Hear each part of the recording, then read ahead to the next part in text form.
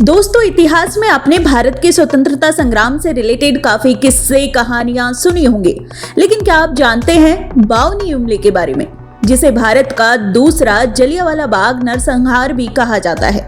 अगर नहीं जानते तो सवाल करिए सरकारों से और उन इतिहासकारों से कि क्यों हम अपने ही जवानों और शहीदों को भूलते जा रहे हैं। आपने ये तो सुना होगा, देश की आजादी में नेहरू और गांधी परिवार का योगदान था, लेकिन सिर्फ नेहरू और गांधी से ही देश आजाद नहीं हुआ। हाँ, उनका योगदान था, लेकिन देश के कोने कोने से आजादी के कुंड में देश की अनगिनत जवानियां कुर्बान हुई। तब कहीं जाकर आज हम खुली हवा में सांस ले पा रहे हैं। लेकिन अफसोस कि इतिहास की किताबों में हम अकबर बाबर के खानदान के बारे में तो पढ़ते हैं, लेकिन हम अपने ही महान क्रांतिकारियों के बारे में कुछ नहीं जानते।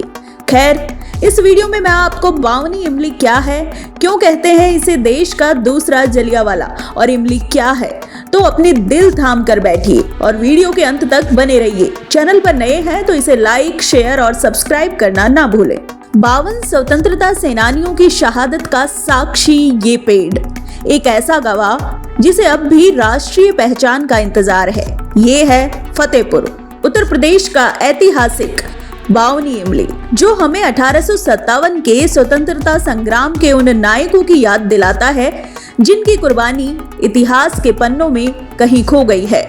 1858 की बात है। 28 अप्रैल को कर्नल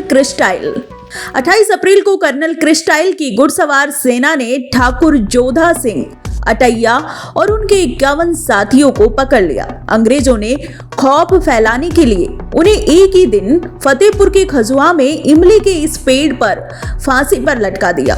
तभी से इसे बावनी इमली कहा जाता है।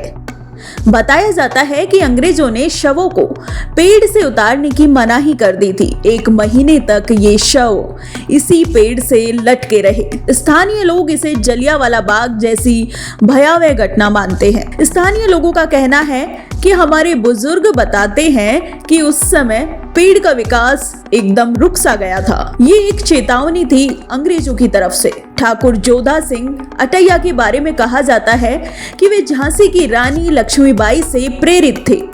उन्होंने 1857 की क्रांति में गुरिल्ला युद्ध का सहारा लिया और अंग्रेजों को बार बार चकमा दिया, लेकिन 28 अप्रैल 1858 को एक मुखबिर की सूचना पर उन्हें और उनके साथियों को गिरफ्तार कर लिया गया। स्थानीय पत्रकारों के अनुसार बावनी इमली को पहचान दिलाने की कोशिशें तो हुई, लेकिन आज भी ये राष्ट्रीय स्तर पर अपनी पहचान का इंतजार कर रहा है। नेता चुनावों से पहले वादा करते हैं कि इसे पर्यटन स्थल बनाएंगे, लेकिन आज तक कुछ नहीं हुआ। इतिहास के पन्नों में दबे इन नायकों की कहानी हमारी पहचान से जुड़ी है। ठाकुर जोधा सिंह जैसे क्रांतिकारी और उनके 51 साथियों ने हमें ये आजादी दिलाई। बावनी इमली सिर्फ एक पेड़ नहीं है, ये हमारी आजादी की वो कहानी है जो हर पीढ़ी को सुनाई जानी चाहिए। शायद एक दिन ये अपनी सही पहचान हासिल कर ले। शहीदों की ये कुर्बानी ना भूली जाएगी, ना भुलाने दी जाएगी। NSA 9 report.